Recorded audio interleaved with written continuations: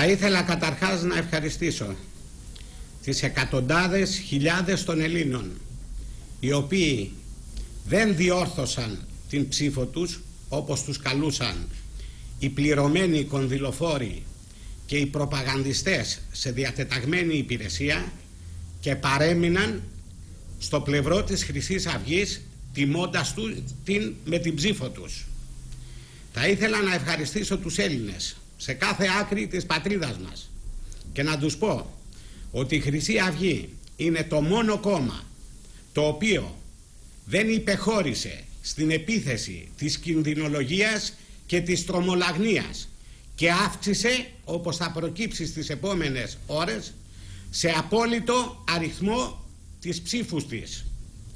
Είμαστε το κόμμα της εθνικής αντιπολίτευσης.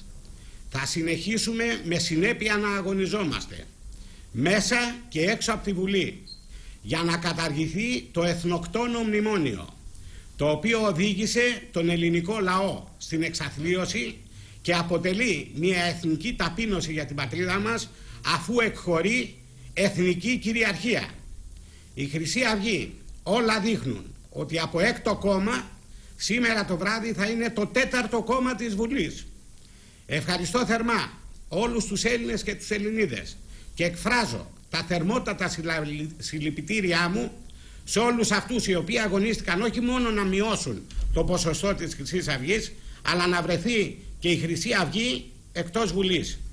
Κύριοι και κυρίες, χάσατε και εσείς και τα συμφέροντα που εξυπηρετείτε. Ο αγώνας εναντίον σας συνεχίζεται, ο αγώνας εναντίον της παραπληροφόρησης του ελληνικού λαού συνεχίζεται.